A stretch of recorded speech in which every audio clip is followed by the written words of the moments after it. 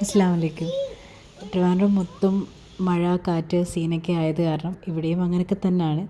അപ്പോൾ കുറച്ച് ദിവസമായിട്ട് ഈ മഴയും കാറ്റൊക്കെ ഭയങ്കരമായിട്ടും വരാൻ തുടങ്ങിയപ്പോൾ കറണ്ട് മിക്കവാറും ദിവസങ്ങളിൽ പണി തരാറുണ്ട്.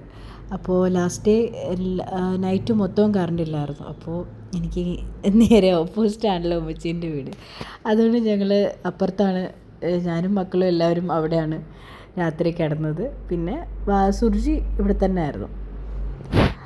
അതുകൊണ്ട് നെക്സ്റ്റ് ഡേ മോർണിംഗ് ഉള്ള സീനാണ് ഈ കാണുന്നത്. അപ്പോൾ രാവിലെ ആയപ്പോൾ എല്ലാവരും 4 മക്കളും ഞാനും ഒക്കെ ഒരു റൂമിലാണ് കിടന്നത്. അപ്പോൾ രാവിലെ ആയപ്പോൾ നല്ല രസമായിരുന്നു. രാവിലെ 4 പിള്ളേരും രാവിലെ 6 മണിയാവുന്നതിന് മുന്നേ തന്നെ ഇവരെല്ലാവരും എണീറ്റിട്ട് ഉറങ്ങാനൊന്നും സമ്മതിച്ചില്ല, ഉറക്കമൊന്നും കിട്ടിയില്ല. അപ്പോൾ എണീറ്റ് ഞാൻ ഇരുന്നപ്പോൾ രാവിലെ നല്ല മഴയായിരുന്നു. അപ്പോൾ കണ്ടുകൊണ്ടിരിക്കാനും ഇവരുടെ കൂടെ ഇരിക്കാനും തന്നെ ഭയങ്കര രസമായിരുന്നു. അപ്പോൾ സുർജിക്ക് ഓഫീസിൽ പോകണം, ലീവ് എടുക്കാൻ പറ്റില്ലല്ലോ, എപ്പോഴും ലീവ് എടുത്താൽ പറ്റില്ല. അപ്പോൾ എനിക്ക് രാവിലെ തന്നെ കുക്ക് ചെയ്യാനായിട്ട് ലഞ്ച് കൊടുത്തയക്കണം. അപ്പോൾ കുക്ക് ചെയ്യാനായിട്ട് ഞാനും ഐഷും മക്കളെയൊക്കെ ഉമ്മാനെ ഏൽപ്പിച്ചിട്ട് ഞാനും ഐഷും അപ്പുറത്തോട്ട് പോയി. ഭയങ്കര മടിയും നല്ല രസവുമായിരുന്നു.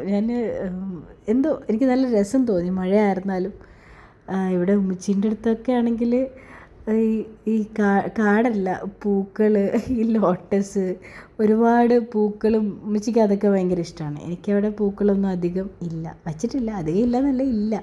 കിച്ചൻ്റെ ഫ്രണ്ടിൽ ഇച്ചിരി പൂക്കളൊക്കെ വെച്ച് പിടിപ്പിച്ചിട്ടുണ്ട്, അത്രയേ ഉള്ളൂ.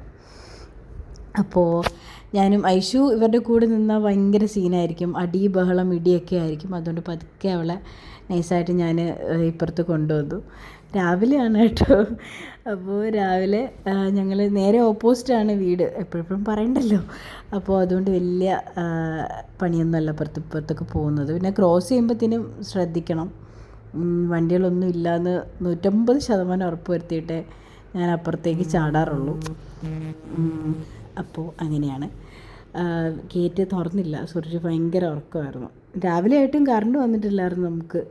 അവിടെ ഉമ്മച്ചീൻ്റെ അടുത്ത് ഇൻവെർട്ടർ ഉള്ളത് കൊണ്ട് പിന്നെ അവിടെ അഡ്ജസ്റ്റ് ചെയ്ത് ഉറങ്ങാൻ പറ്റി. പിന്നെ മഴ കാരണം അധികം ചൂടൊന്നും ഇല്ല, അതുകൊണ്ട് സുർജി ഇവിടെ തന്നെയാണ് കിടന്നത്.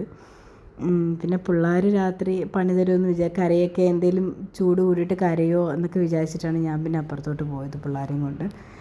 അപ്പോൾ ഞാൻ മീൻ ചിക്കനോ മട്ടൻ ഒന്നും കിട്ടിയില്ല, ഒന്നും ഇല്ലായിരുന്നു. അപ്പോൾ ഉള്ളത് കുറച്ച് പച്ചക്കറികളായിരുന്നു. അതുകൊണ്ട് പച്ചക്കറികൾ വെച്ചിട്ട് എന്തെങ്കിലും ഒരു തട്ടിക്കൂട്ട് കറി ഉണ്ടാക്കാം എന്നൊക്കെയാണ് മനസ്സിൽ വിചാരിച്ച് രാവിലെ ഇങ്ങനെ കാൽക്കുലേഷനാണ് എന്തുണ്ടാക്കും എന്നുള്ളത്. അപ്പോൾ ഞാൻ ആലു ചീര അങ്ങനെ എന്തോ ഒരു സാധനമുണ്ട്, അതാണ് ആക്കാൻ പോകുന്നത്. ഭയങ്കര ടേസ്റ്റി ആയിട്ടുള്ളൊരു സാധനമാണ്. പൊട്ടറ്റോ വെച്ചിട്ടാണ് ഉണ്ടാക്കുന്നത്. വെളിച്ചെണ്ണയിൽ കുറച്ച് പെരിഞ്ചീരകവും കുറച്ച് പച്ചമുളകും കട്ട് ചെയ്ത് ഒന്ന് പൊട്ടിച്ചെടുത്തതിന് ശേഷം ഉരുളക്കിഴങ്ങ് ഒരു 3-4 എണ്ണം, ഒരു 4 എണ്ണം മീഡിയം സൈസിലത്തെ ഒരു 4 എണ്ണം നമ്മൾ കട്ട് ചെയ്ത് എടുക്കണം. ഞാൻ കുഞ്ഞു പീസായിട്ട് കട്ട് ചെയ്ത് എടുക്കുക. ഡിസ്ക്രിപ്ഷനിൽ അളവുകൾ കൊടുത്തേക്കാം. അപ്പോൾ നല്ല രീതിയിൽ സോട്ട് ചെയ്തെടുക്കുക.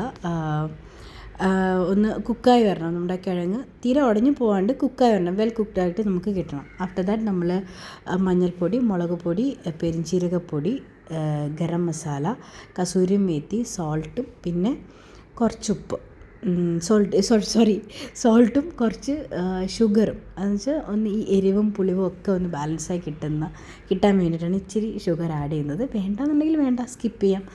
ആൻഡ് നമുക്ക് നാരങ്ങയാണ് വേണ്ടത്. ഒരു ചെറുനാരങ്ങയുടെ ഒരു ഫുള്ളല്ല, ഒരു ഹാഫ് നാരങ്ങയുടെ നീരാണ് വേണ്ടത്. എൻ്റെ അടുത്ത് ഇത് ഇല്ലായിരുന്നത് കൊണ്ട് ഞാൻ കുറച്ച് വിനിഗറാണ് ചേർക്കുന്നത്. വിനാഗിരി, സുർക്ക അങ്ങനെ എന്തെങ്കിലും ചേർക്കണം. ജസ്റ്റ് 1 ടീസ്പൂൺ മതിയാവും, അതാണ് ചേർക്കുന്നതെന്നുണ്ടെങ്കിൽ. നാരങ്ങയാണെന്നുണ്ടെങ്കിൽ ഒരു ഹാഫ് നാരങ്ങ, ഓക്കെ, ചെറിയ സൈസാണെങ്കിൽ. അപ്പോൾ അടച്ച് വെച്ച് നല്ല രീതിയിൽ കുക്ക് ചെയ്യുക. നമ്മുടെ വെള്ളം ഡ്രൈ ആയതുകൊണ്ട് കുറച്ച് വെള്ളം ഞാൻ ആഡ് ചെയ്ത് കൊടുത്തായിരുന്നു. അപ്പോൾ അത് വെള്ളം കംപ്ലീറ്റ്ലി നമ്മൾ മാറി കുക്കായി കിട്ടണം. അത് ഈ ഒരു പരുവത്തിന് നമുക്ക് കിട്ടണം. നമ്മുടെ കിഴങ്ങൊക്കെ നല്ല രീതിയിൽ വെന്ത് കിട്ടിയിട്ടുണ്ട് ഈ സമയത്ത്.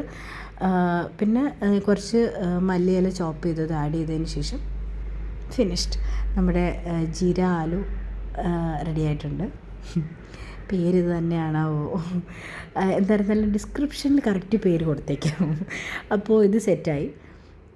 ഇനി ഒഴിച്ചു കൂട്ടാൻ എന്തെങ്കിലും വേണമല്ലോ. അപ്പോൾ ഒഴിച്ചു കൂട്ടാൻ പ്രത്യേകിച്ചില്ല, തൈര് മാത്രമേ ഉള്ളൂ. അപ്പോൾ കുറച്ച് ഒരു 10-12 വെണ്ടയ്ക്ക ഉണ്ടായിരുന്നു. അപ്പോൾ അത് ഇച്ചിരി ഉപ്പും മഞ്ഞൾപ്പൊടിയും ചേർത്തിട്ട് സെയിം വെളിച്ചെണ്ണയിലൊന്ന് ജസ്റ്റ് ഒന്ന് ഫ്രൈ ചെയ്തെടുക്കുക.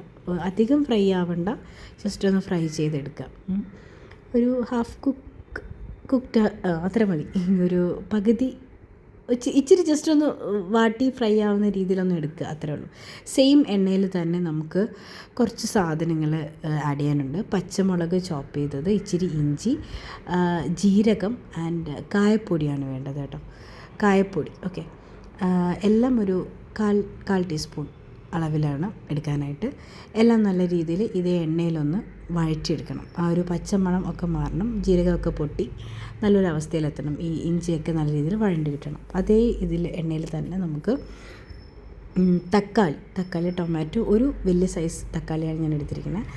അതിൽ ജസ്റ്റ് ക്ലോസ് ചെയ്ത് കുക്ക് ചെയ്യാനായിട്ട് വെക്കുന്ന സമയത്ത് നമ്മൾ 1 കപ്പ് തൈരിൽ മഞ്ഞൾപ്പൊടി, ഉപ്പ്, മുളക് പൊടി, പെരുംജീരകപ്പൊടി, പിന്നെ മല്ലിപ്പൊടി ഇതെല്ലാം ചേർത്ത് ഒന്ന് മിക്സ് ചെയ്തെടുക്കുക. 1 കപ്പ് തൈരിൽ നല്ല രീതിയിൽ മിക്സ് ചെയ്തെടുക്കുക. കട്ടയില്ലാതെ മിക്സ് ചെയ്തെടുക്കണം. ഞാൻ സുർജിക്ക് പോകണമല്ലോ, അപ്പോൾ പെട്ടെന്ന് കുക്ക് ചെയ്യാൻ വേണം. അതുകൊണ്ട് കംപ്ലീറ്റ് കട്ടയൊന്നും ഇങ്ങനെ ഉടഞ്ഞ് വന്നില്ല നന്നായിട്ട്. ഞാൻ പിന്നെ പെട്ടെന്ന് ഹറിയിലെടുത്തത് കൊണ്ട് നിങ്ങൾ ചെയ്യുമ്പോൾ കട്ടയൊക്കെ ഉടച്ച് വേണം എടുക്കുക. അപ്പോൾ നല്ല ക്രീമി ടെക്സ്ചറിൽ കിട്ടും നമ്മുടെ കറി.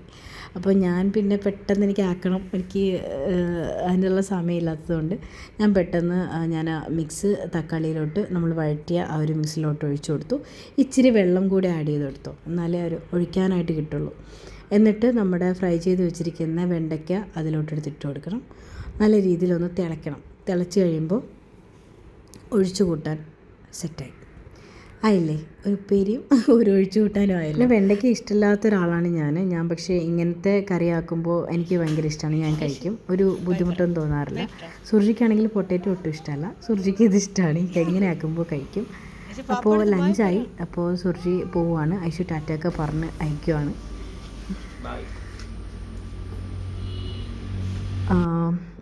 അപ്പോൾ നമുക്ക് പെട്ടെന്ന് ഈ മീൻ ഇറച്ചിയൊന്നും ഇല്ലാത്ത സമയത്ത് വെജീസ് മാത്രമേ ഉള്ളൂ എന്നുണ്ടെങ്കിൽ ഇങ്ങനെയൊക്കെ കറിയാക്കാം. എൻ്റെ ഒരു പരിപാടി എന്ന് പറയുമ്പോൾ ഞാൻ എന്തെങ്കിലുമൊക്കെ ഉണ്ട് ഫ്രിഡ്ജിനകത്ത് ഉണ്ടെന്നുണ്ടെങ്കിൽ അത് വെച്ച് ഞാൻ പെട്ടെന്ന് ക്യുക്കായിട്ട് എന്തെങ്കിലും ഒരു ലഞ്ച് കാട്ടിക്കൂട്ടും എങ്ങനെയെങ്കിലും. ഇപ്പോൾ ഇതിനകത്ത് നമ്മളിന്ന് ചെയ്തതിനകത്തൊന്നും തേങ്ങ, സവോള അങ്ങനത്തെ പരിപാടികളൊന്നും ഇല്ല.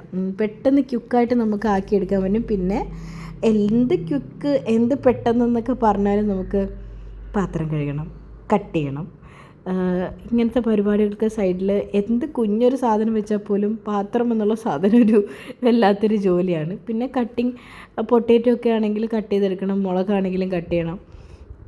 അതുകൊണ്ട് ഒന്നും ചെറിയ ജോലികളല്ല, മനസ്സിൽ വിചാരിച്ചാൽ പെട്ടെന്ന് തീർക്കുക എന്നുള്ളതേ ഉള്ളൂ. പിന്നെ അത്രയൊക്കെ ഉള്ളൂ. ബൈ, അസ്സലാമു അലൈക്കും.